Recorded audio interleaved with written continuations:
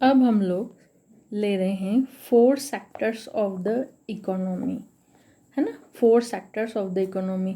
किसी भी इकोनॉमी में, किसी भी कंट्री में, है ना, किसी भी कंट्री, हर कंट्री की एक अपनी इकोनॉमी होती है। तो किसी भी इकोनॉमी में, मतलब है हमें किसी भी पर्टिकुलर कंट्री की बात करें या हम हमारी कंट्री की बात करें, तो हर इकोनॉमी में 4 सेक्टर्स होते हैं, है ना। तो 4 सेक्टर्स ऑफ द इकोनॉमी।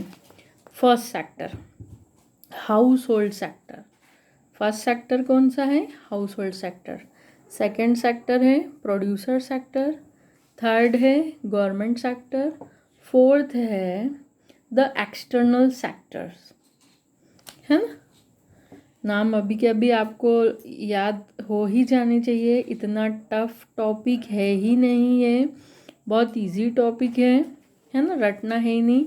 तो 4 sectors, first house hold sector, second producer sector, third government sector, fourth external sector.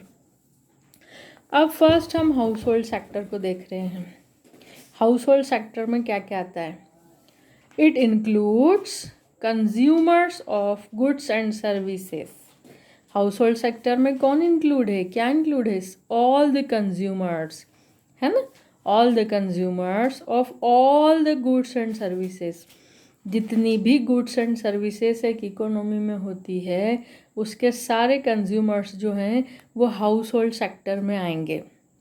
इसमें एक चीज़ बहुत ध्यान रखने की है और बहुत अच्छे से आपको समझ में आनी चाहिए कि हाउस होल्ड सेक्टर्स जो होते हैं वो फैक्टर्स ऑफ प्रोडक्शन के ऑनर्स होते हैं, है ना।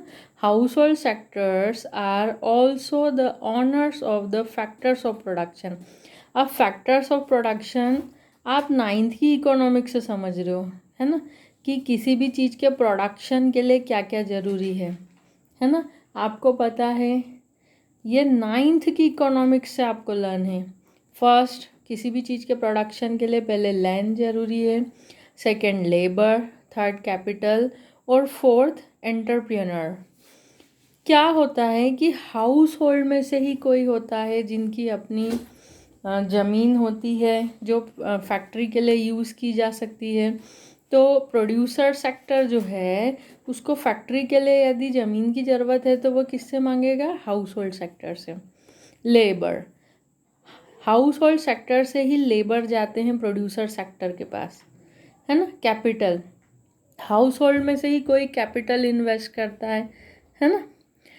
तो हाउस होल्ड सेक्टर जो है वो फैक्टर्स ऑफ प्रोडक्शन के ऑनर होते हैं। Fourth point, entrepreneur, house hold में से ही कोई होता है जो बिजनेस को करने की रिस्क बियर करता है ना। तो फर्स्ट पॉइंट अभी के अभी लर्न हो गया, बिल्कुल नहीं भूलना है, रटना है ही नहीं। क्या है? फर्स्ट पॉइंट जो है first sector house hold sector है। इसमें क्या आता है? सारे कंज्यूमर्स आते हैं जो गुड्स एंड सर्विस को कंज्यूम करते हैं। और इसमें फैक्टर्स ऑफ प्रोडक्शन, प्रोडक्शन के जितने भी फैक्टर्स होते हैं वो हाउस होल्ड जो होते हैं उनके ऑनर भी होते हैं। सेकेंड हम ले लेते हैं प्रोड्यूसर सेक्टर। प्रोड्यूसर सेक्टर यानी इसमें सारा जितना भी प्रोडक्शन यूनिट्स हैं, प्रोड्यूसिंग यूनिट्स हैं या जितनी भी फर्म्स हैं वो सब इंक्लूड होती है। It includes all producing units in the economy. एक इकोनॉमी में जितनी भी प्रोड्यूसिंग यूनिट्स हैं, जितनी भी फर्म्स हैं जहाँ पर प्रोडक्शन होता है वो सब प्रोड्यूसर सेक्टर में आता है। अब प्रोड्यूसर सेक्टर और हाउस होल्ड सेक्टर में कुछ रिलेशन है क्या? हाँ, प्रोड्यूसर सेक्टर जो है वो पूरा हाउस होल्ड सेक्टर पे डिपेंड है। क्यों डिपेंड है? अभी मैंने आपको बताया कि producer sector house hold sector से फैक्टर्स ऑफ प्रोडक्शन मतलब लैंड, लेबर, कैपिटल और एंटरप्रेन्योर लेता है ना, क्योंकि ये फैक्टर्स ऑफ प्रोडक्शन के ऑनर्स कौन होते हैं? House hold. तो प्रोड्यूसर सेक्टर किस पे डिपेंड है? हाउस होल्ड सेक्टर पे। और हाउस होल्ड सेक्टर्स भैया क्यों डिपेंड है प्रोड्यूसर सेक्टर पे? तो किसके लिए? गुड्स एंड सर्विसेज के लिए। और प्रोड्यूसर सेक्टर इस पे क्यों है डिपेंड? फैक्टर्स ऑफ प्रोडक्शन, है ना।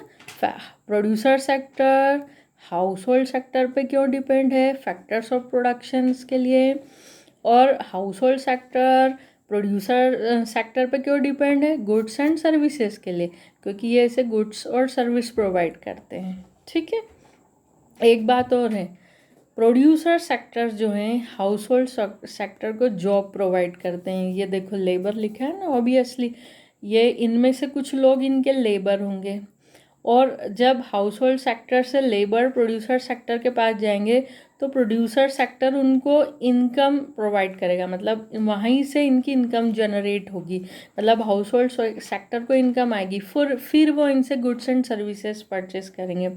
तो ये दोनों एक दूसरे पे डिपेंड है।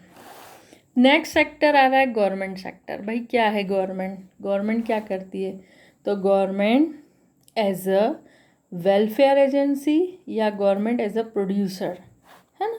अब government as a welfare agency means आपको पता है गवर्नमेंट वेलफेयर एजेंसी क्यों है, क्या है, क्योंकि गवर्नमेंट जो है लॉ एंड ऑर्डर और डिफेंस ये सब किसके हाथ में है, गवर्नमेंट के हाथ में, और गवर्नमेंट प्रोड्यूसर भी होती है, ये आपको सबको पता है।